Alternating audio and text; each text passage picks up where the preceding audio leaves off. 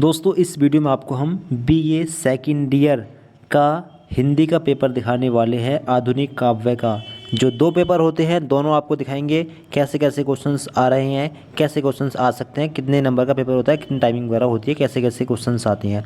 चलिए शुरू करते हैं वीडियो को। इसी तरह आप देख पा रहे होंगे बीए एनुअल एग्जामिनेशन 2024 हिंदी आधुनिक हिंदी काव्य।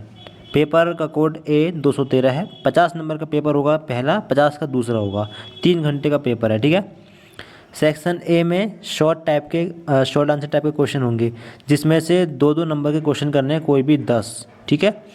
10 दूनी 20 नंबर का सेक्शन है। पहला क्वेश्चन ये आया है, मैथिली शरण गुप्त द्वारा रचित 4 रचनाओं के नाम बताइए। वेरी शॉर्ट है तो छोटा सा आंसर लिखना होगा।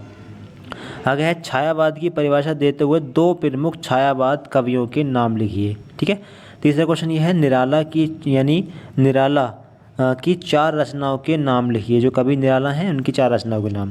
अगला क्वेश्चन ये है नौका विहार कविता किस काव्य संग्रह में संकलित है, उसकी 2 विशेषताएं भी बताइए। ये क्वेश्चन ये है आलोक धनवा कविता के कवि का नाम बताते हुए उसके मूल स्वर भी बताइए। क्वेश्चन ये है आधुनिक हिंदी काव्य को कितने भागों में बांटा गया है, नामोल्लेख कीजिए। क्वेश्चन ये है श्रीधर पाठक की काव्य भाषा की 2 विशेषताएं बताइए। लगभग ऐसे ही क्वेश्चंस पूछे जाते हैं, ठीक है, आप पूछे जाएंगे। माखनलाल चतुर्वेदी द्वारा संपादित 2 पत्र पत्रिकाओं के नाम लिखिए। ये है बालकृष्ण शर्मा नवीन की 2 रचनाओं के नाम लिखिए।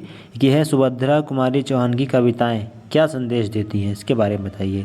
अब सेक्शन बी स्टार्ट हुआ। सेक्शन बी में 7.5 नंबर का एक क्वेश्चन है और प्रत्येक खंड से एक प्रश्न करना है, ठीक है। खंड बा में एक क्वेश्चन करना है। निम्नलिखित काव्यांश दिया गया है, उसका प्रसंग सहित व्याख्या करनी है। किसी एक की प्रसंग सहित व्याख्या। तो एक ये है, ये इसको पढ़ें, ये आया है, ये करें या फिर ये करें, ठीक है। या फिर इसके अथवा में इन 2 में से एक करना है, ठीक है। 7.5 नंबर का है।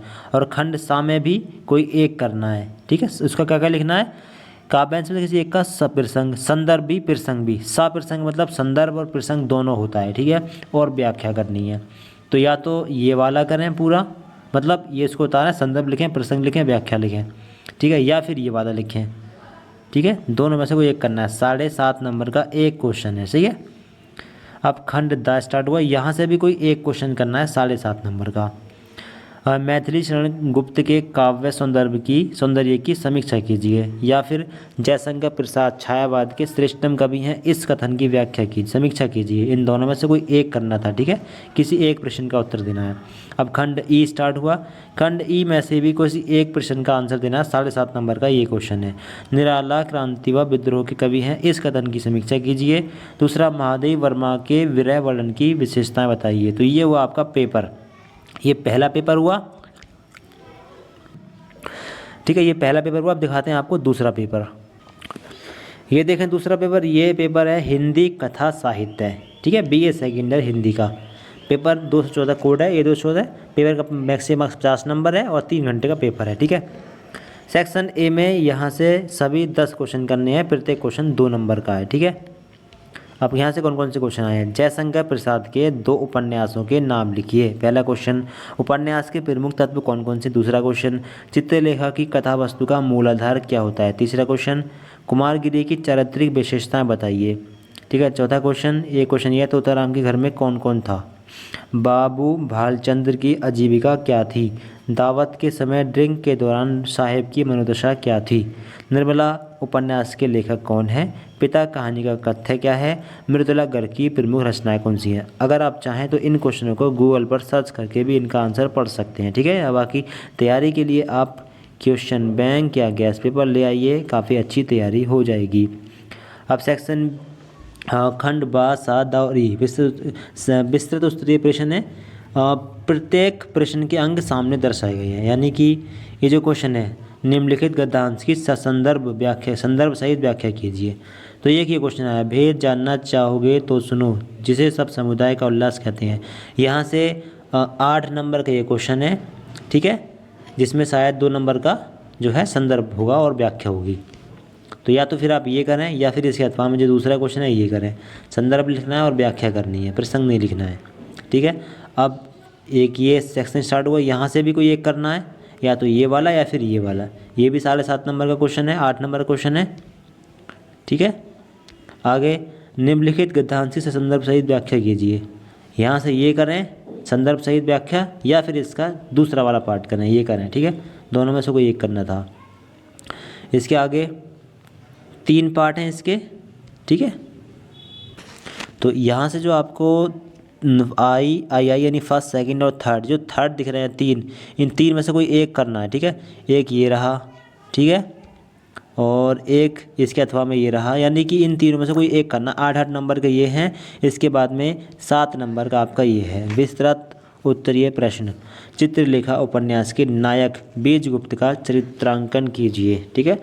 ये करें या फिर ये करें। उपन्यास शिल्प की दृष्टि से निर्मला की सारगर्भित समीक्षा कीजिए। इन दोनों में से ये करना है, ये 7 नंबर का है, ठीक है। दूसरा 7 नंबर का क्वेश्चन एक ये है, निम्नलिखित का विस्तृत उत्तर दीजिए। तीसरी कसम उर्फ मारे गए उल्फाम कहानी के आधार पर हीराबाई की चारित्रिक विशेषताएं निरूपित कीजिए। चाहे तो ये वाला क्वेश्चन करें इसके अथवा में, चाहे तो आप ये वाला क्वेश्चन कर सकते हैं। ओम प्रकाश वाल्मीकि की कहानी कला की विशेषताएं बताइए। तो 7 नंबर का आपका ये क्वेश्चन हुआ, 7 ये 14। इसके बाद में 8 नंबर का आपका क्वेश्चन ये हुआ, 14 और 8 22। इसके बाद में 8 नंबर का आपका क्वेश्चन एक ये हुआ, ठीक है। 22 और 8 30 हुए। इसके बाद में 10 क्वेश्चन 2-2 नंबर के, यानी 20 नंबर का सेक्शन ये, 30 और 20 50 नंबर का पूरा पेपर आएगा। 2 पेपर होंगे, ठीक है। देख लें, मैक्सिमम मार्क्स 50 नंबर, 3 घंटे का पेपर है। पास होने के लिए कितने नंबर लाने हैं? 50 में से 1/3 यानी लगभग 17 नंबर पास होने के लिए लाने होंगे। सही है, 70 नंबर दोनों में लाने हैं, दोनों में नहीं लाने। अगर एक में कम भी रह जाते हैं तब भी पास हो जाओगे, यानी कि 100 नंबर का, मान लीजिए 100 नंबर का हिंदी सब्जेक्ट हुआ, अब 100 में से आपको 33 नंबर लाने हैं। मान लीजिए पहले पेपर में आ गए आपके 25 नंबर, सही है, 50 में से, और दूसरे में आए आपके 10 नंबर, तब भी पास हो जाओगे, क्योंकि एक पूरी सब्जेक्ट के दोनों के मैक्सिमम मार्क्स मिला के 33% यानी कि 1/3 नंबर लाने होंगे। तो अगर एक में आपके 30 आ गए और एक में अगर 5 नंबर भी आ गए दूसरे में, तब भी पास कहलाओगे। और अगर एक पेपर अब्सेंट भी हो गया, ठीक है, अगर एक पेपर में आपके 50 में से 40 आ गए, ठीक है, और दूसरे में अब्सेंट हो गए, तो पास कहलाओगे। बैक लग जाएगी, बैक अगर देना चाहो दे सकते हो, बैक नहीं दोगे तो पास कहलाओगे। सही है, यानी जितने पेपर हैं दोनों पेपर को मिलाकर जितने का मैक्सिमम मार्क्स बन रहा है पूर्णांक, उसमें से 1/3 नंबर लाने होंगे पास करने के लिए। सही है, 1/3 नंबर लाने पर आप पास हो जाएंगे। अब आपको कोई और सब्जेक्ट का पेपर देखना हो कमेंट बॉक्स में बता सकते हैं, ठीक है। आपको हम प्रोवाइड कराने की पूरी कोशिश करेंगे। आप तैयारी के लिए क्वेश्चन बैंक जरूर लाइए, सबसे बेस्ट तरीका है, काफ़ी आसान जो है, काफ़ी सस्ती मिल जाती है, आसानी से मिल जाती है, मार्केट में जाकर ले आइए। तैयारी के लिए सबसे बेस्ट चीज़ है क्वेश्चन बैंक या फिर गैस पेपर, ठीक है, एक ही चीज़ है, आप मार्केट से जाकर ले आइए। बाकी आप कोई और सब्जेक्ट का पेपर देखना हो कमेंट बॉक्स में बता सकते हैं। वीडियो को सभी दोस्तों को शेयर करें जो भी देखना चाहते हैं, और चैनल को सब्सक्राइब करें इसी प्रकार की वीडियोज़ के लिए। Thank you so much for watching this video.